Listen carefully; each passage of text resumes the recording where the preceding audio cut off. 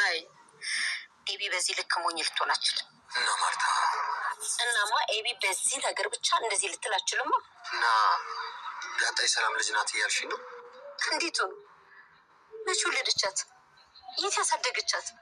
እንዴ ምናልባት እኛ ቤት ከመምጣቷ በፊት መቼም ቢሆን ሊሆን የማይችል ነገር ነው። በቃ ማርታ ሁሉ ነገር እንደነገርኩሽ ነው። ይኸውልሽ ሰላም ዳጣ ልጅ ያለቻት ስለወለደቻት ሳይሆን ስለወደደቻት። አንቺ ራሱ ልጅ እያልሽ አይደል እንደምታያት?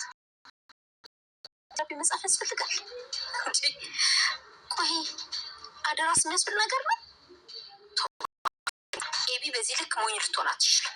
እንግዲህ ማርታ ያለው ነገር ይሄ ነው። ችግር የለውም ዳሪ። ቤቴ ውስጥ አንድ የማላውቀው ሚስጥር እየተከናወነ እንዳለ ከተረዳሁ ቆይቻለሁ።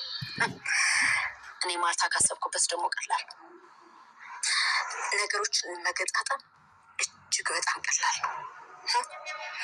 ደግሞ በደንብ አድርገህ ታውቀኛለህ። ቤቴ ውስጥ ምን እየተከናወነ እንደሆነ ለማወቅ ከአንድ ቀን በላይ ወስድብኝ።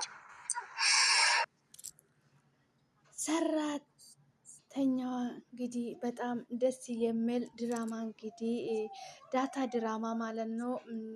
በጣም አመራለች እንግዲህ ማሚ ማለት ነው። ማሚ ዛሬ ከቤት ማስወጣት አለብሽ፣ ያሰርክበትን ቦታ መለቀቅ አለበት የቢ ብላለች። እንግዲህ ለአቶ ደረጀ በጣም ደነግጧል ማለት ነው። በጣም ድንጋጤ ውስጥ ገብቷል። እንግዲህ ሰላምዬ እንግዲህ የላከችውን ደብዳቤ ወይዘሮ ማሚ ሰምታለች ማለት ነው።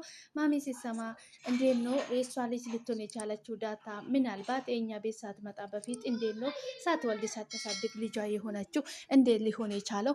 ይሄ ነገር ብቻ እኔ ከአንድ ቀን በላይ አይፈጀኝም ይሄን ነገር ደርሼበት እውነቱ ላይ ለመድረስ ደግሞ እኔ ማን እንደሆንኩ ታውቀኛለህ እያለች ነው እንግዲህ አቶ ደረጀ ላይ ጣቱን እያቀሰረች ትገኛለች። ማሚ እንግዲህ በጣም ቆርጣ ተነሳለች ሁሉንም ነገር ለመጣራት ማለት ነው። ቤታቸው ውስጥ እንግዲህ አሁን በጣም ደስ ብሎቸው ነበረ ያሉት።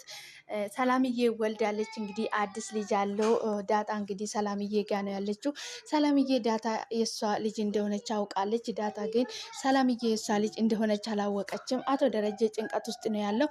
እሷ በጣም ስለምትወዳት ብቻ ነው ልጅ ያለቻት እንጂ የእሷ ልጅ አይደለችም። የእሷ አያብ እንግዲህ ዝም ብላ ነው እንደዛ ያለችሽ ትላለች ማለት ነው።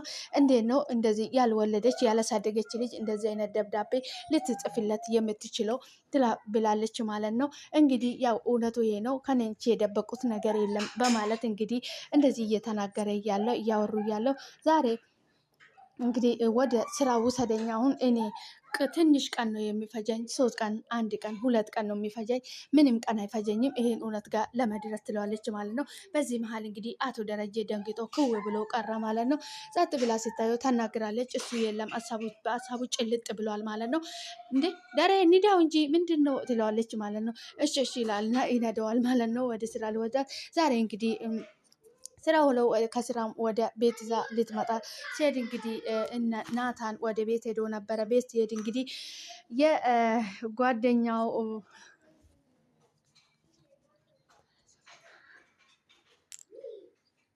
ቤት ውስጥ ገብቷል። እንግዲህ ጓደኛ ቤት ውስጥ የእሱ ጓደኛ ቤት ውስጥ ገብቶ ነበረ። በሱ የተነሳ እንግዲህ ቤት ውስጥ ስታገኝ በዱላ ብላ ማጅራቱን መታ ደፍታለች ማለት ነው። ሲደፋ እንግዲህ እሱም ገብቶ ነበረ። እንደ አጋጣሚ እንግዲህ ናታንም ወደ ቤት ሲገባ እንግዲህ ናታን ቤት ውስጥ አለው። ናታን ሊያገላግላቸው እንግዲህ እሱ ከቤት ሲጠፋ ከውጭ ሲጠፋ እንግዲህ አውቃ የጠፋች መስሎት ነው እንግዲህ እሱ እንደዚህ ሊያደርግ ቻለ ማለት ነው። ሄደው ሊያገላግላቸው ሲታገል እንግዲህ ናታንን ወቅቶታል ማለት ነው። ናታን እንግዲህ በጣም ደንግጧል፣ ተወቅቷል ማለት ነው። በዛ አጋጣሚ እንግዲህ አቶ ደረጀና ማሚ ይመጣሉ። ከውጭ ሲመጡ ልጁ ቤት ውስጥ ተዘርሯል። እሱ ወድቆ ነበረ ማለት ነው። ሲመጡ ምን እየተፈጠረ ነው ብለው በጣም ደነገጡ።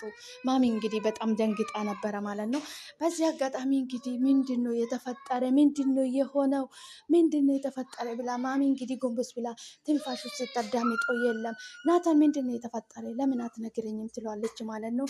ማሚ ያ መታ ነው በዱላ መታ ነው ትላለች ናታን ማለት ነው። በዚህ ሰዓት ምንድን ነው ምን ተፈጥሮ ነው ላለች ማለት ነው። ናታን እንግዲህ እሷ እንደመታች ነገር እሷ ደግሞ እኔ አልመታውም ናታን ነው የመታ ማሚ ትሏለች ማለት ነው። ናታን ከመቼ ነው አሁን እኔ አይደለ እንደ ወደ ቤቴ ላኩት ከመቼ እዚህ መጥቶ ነው ነገር ፈጥሮ እሱን የሚመታ? አቤት አምላኬ ሆይ እንዴት ነው የምታደርገኝ? በማለት እንግዲህ ትልቅ ችግር ውስጥ ገብታለች።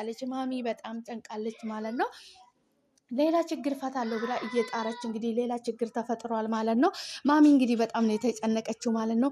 እማዬ እኔ አሁን እሷ ናት የመታች ከተባልኩኝ እኔ እታሰራለሁ።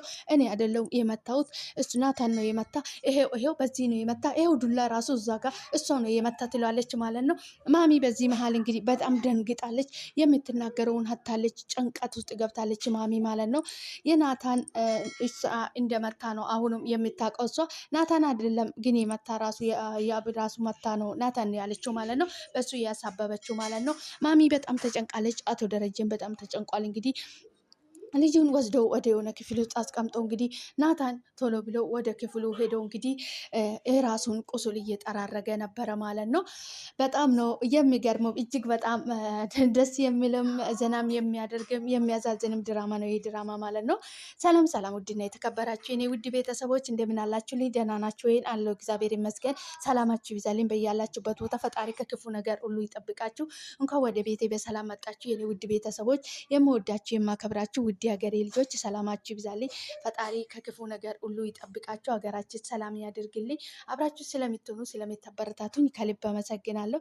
ውድ ቤተሰቦቼ ቪዲዮ ስታዩ ሼር፣ ላይክ፣ ሰብስክራይብ በማድረግ አበረታቱኝ። መልካምነት ለራስ ነው፣ ከኛ የሚከፈል ነገር የለምና የማንኛውም ሰው ቪዲዮ ሁሌ እንደምላችሁ ላይክ ሼር ብናደርግላቸው ለእኛም ቻናል ጥሩ ነው። ሰዎች በዛ የእኛን ቻናል አግኝቶ ያዩልናሉ ማለት ነው።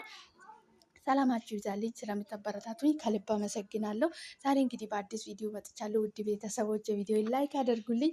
ዳታ ድራማ እንግዲህ እጅግ በጣም አስተማሪና አስገራሚ ብዙ የታሪክ የሚያስተምረን የድራማ ነው ማለት ነው። ሰዎች ስንባል እንግዲህ በህይወታችን ውስጥ ብዙ ነገር ይከሰታል።